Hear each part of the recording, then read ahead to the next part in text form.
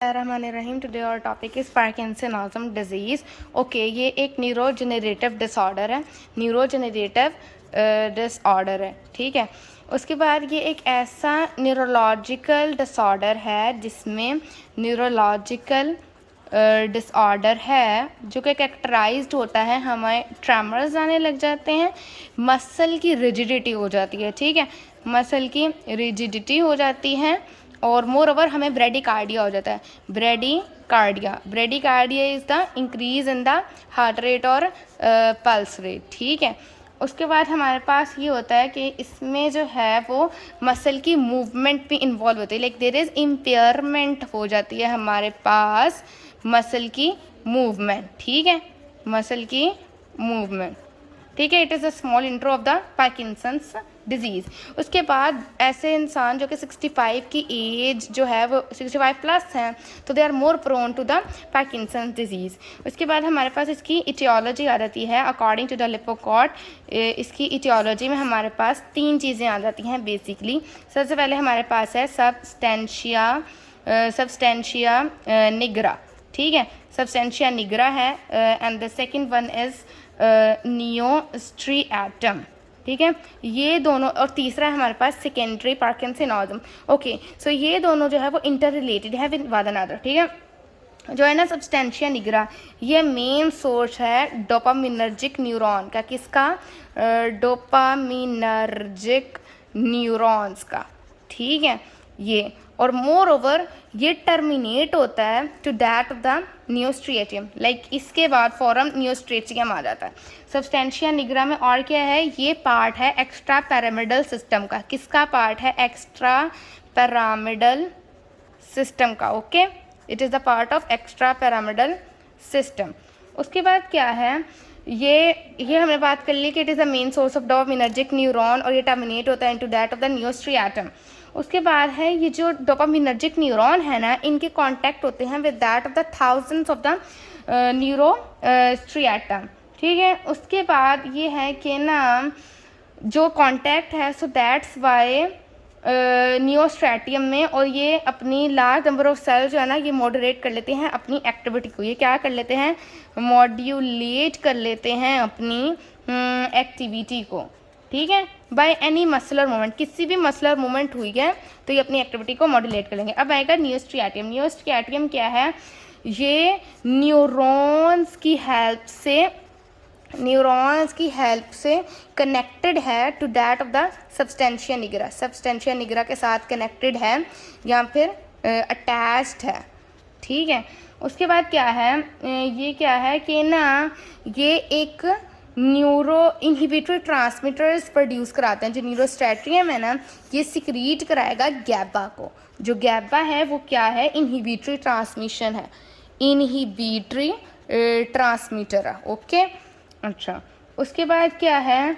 ये जो है म्यूचुअल इनहिबिटरी पाथवे है जो कि मेंटेन करता है डिग्री ऑफ इनहिबिशन को। किस चीज़ को मेंटेन करता है? डिग्री ऑफ इनहिबिशन को। अच्छा, पार्किंसंस डिजीज़ में बेसिकली पार्किंसंस डिजीज़ में होता क्या है? पार्किंसंस डिजीज़ में ये होता है कि ना सबस्टेंशिया निग्रा जो है ना, सबस्टेंशिया निग्रा, इसकी ना डिस्ट्रक्शन हो जाती है, ठीक है। सबस्टेंशिया निग्रा की जब हमारे पास डिस्ट्रक्शन हो गई तो क्या होगा? हमारे पास नर्व टर्मिनल्स की डिजेनरेशन हो जाएगी। क्या हो जाएगी? नर्व टर्मिनल की डीजेनरेशन हो जाएगी, लाइक वो डिस्ट्रक्ट हो जाएंगे।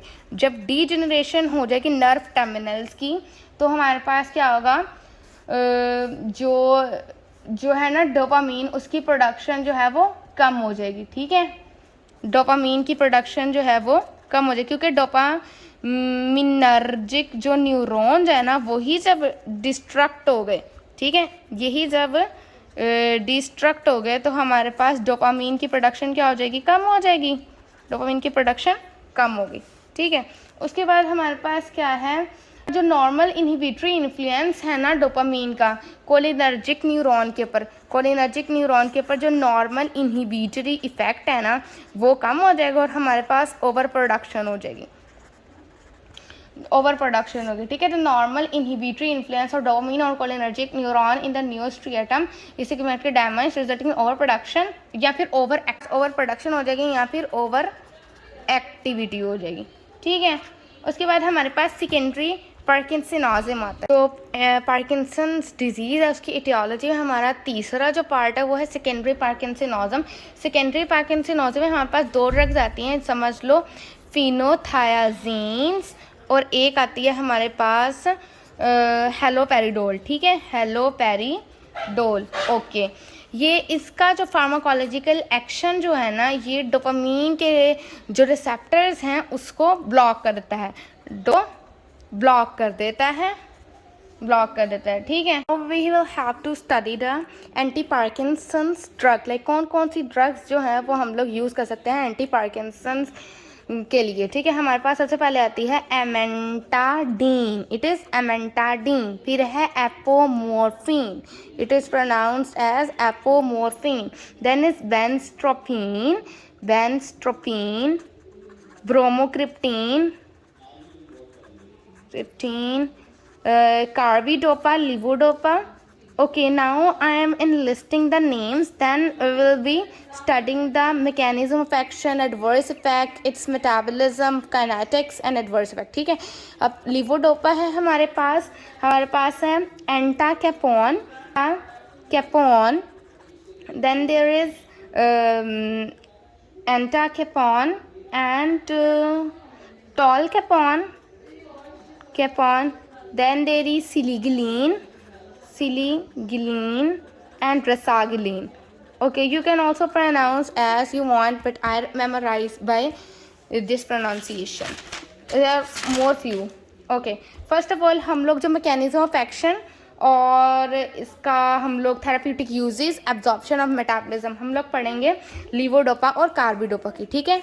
और 2 मेन ड्रग्स जो कि हैं लीवोडोपा और कार्बिडोपा, ठीक है। ये है क्या, जो लीवोडोपा है ना, ये ना प्रिकर्सर है डोपामीन का। क्या है? It is the precursor of dopamine, ठीक है। उसके बाद क्या है, ये ना रिस्टोर कर लेता है, जो लीवोडोपा है ना ये करता है, रिस्टोर कर लेता है डोपामिनर्जिक न्यूरोट्रांसमिशन का इनटू द नियोस्ट्रिएटम। ये करता है, जो लीवोडोपा है ना ये रिस्टोर कर लेता है डोपामिनर्जिक न्यूरोट्रांसमिशन को, डोपामिनर्जिक न्यूरोट्रांसमिशन को into the नियोस्ट्रिएटम, और ये डोपामीन की प्रोडक्शन को इन्हेंस कर देता है, आगे से बढ़ा देता है, ठीक है। उसके बाद हमारे पास क्या होता है, फिर अर्ली डिजीज में इसकी बात करें एब्जॉर्प्शन और मेटाबॉलिज्म की, ठीक है। एब्जॉर्प्शन और मेटाबॉलिज्म की अगर बात करें तो ये रैपिडली स्मॉल इंटेस्टाइन जो है ना उसमें ये रैपिडली एब्जॉर्ब हो जाता है, ठीक है। और इसकी जो हाफ लाइफ है वो बहुत ज़्यादा शॉर्ट है, शॉर्ट हाफ लाइफ, ठीक है। और ये फ्लक्चुएशन करा सकता है मोटर रिस्पॉन्स में क्या कराएगा, फ्लक्चुएशन, ठीक है। और ये कोरिलेट कराएगा plasma concentration of the levodopa. अच्छा, इसके एडवर्स इफेक्ट क्या है हमारे पास, इसके एडवर्स इफेक्ट्स क्या हैं? एडवर्स इफेक्ट क्या है हमारे पास, सीएनएस के ऊपर ये क्या इफेक्ट करेगा, सीएनएस के ऊपर ये विजुअल इफेक्ट करेगा, लाइक हमें विजुअल इफेक्ट आएगा या फिर ऑडिटरी इफेक्ट आएगा, सुनने में मसला आएगा, हमें हेल्यूसिनेशन हो सकती है, लाइक ये मेंटली प्रॉब्लम है, हेल्यूसिनेशन हो सकती है, और abnormal involuntary movement like irritability, किसी भी constant movement of your any length. उसके बाद हमारे पास पेरिफेरल इफेक्ट आएगा, पहले सीएनएस इफेक्ट हो गया, अब है हमारे पास पेरिफेरल इफेक्ट, ठीक है। पेरिफेरल इफेक्ट में क्या आ गया, हमें वही नॉजिया आ जाएगा, वॉमिटिंग होएगी और टेकिकार्डिया, ठीक है। Moreover there will be, अगर हम हाइपोटेंशन हो जाएगी इंसान को, और हाइपोटेंशन से मिड्रासिस कॉज हो सकता है, like dilation of the pupil, mydriasis, ठीक है। इंटरेक्शन ये है कि ये वाइटामिन पायरिडॉक्सोम, लाइक विटामिन B6 के साथ इसकी इंटरेक्शन क्या है, इंटरेक्शन में ये है कि ये विटामिन B6 के साथ अगर हम करेंगे, ये इंक्रीज़ करेगा लीवोडोपा की ब्रेकडाउन को। Vitamin B6 will increase the breakdown of levodopa, ठीक है। और ये इसकी इफ़ेक्टिवनेस को भी बहुत ज़्यादा कम कर देगा, लाइक ये इफ़ेक्टिवनेस को भी बहुत ज़्यादा कम कर देगा, ठीक है। उसके बाद है ये हाइपरटेंसिव क्राइटेरिया क्राइसिस काज करा देगा। हम मिक्सचर नहीं देंगे ना कार्बिडोपा का लीवोडोपा के साथ, अकेला लीवोडोपा देंगे तो ये क्या हो जाएगा, हमारे पास जो ड्रग है ना वो डी कार्बोक्साइलेटेड हो जाएगी। क्या हो जाएगी, डी कार्बोक्साइलेटेड हो जाएगी टू द डोपामीन, लाइक वो डी कार्बोक्साइलेटेड हो जाएगी, ठीक है। और फिर ये डैमेज्ड इफेक्ट हो जाएगा, क्या हो जाएगा, डैमेज्ड इफेक्ट। इसमें क्या क्या आ जाता है हमारे पास, नॉजिया, वॉमिटिंग और इरिथमिया या हाइपोटेंशन हो सकता है बंदे को, ठीक है। अब हम पढ़ते हैं कार्बिडोपा के। कार्बिडोपा क्या है, कार्बिडोपा क्या है, ये डोपामीन डीकार्बोक्साइलेज इनहिबिटर है, ठीक है।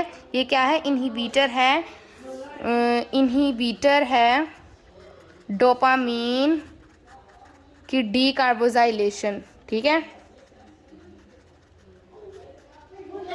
ठीक है।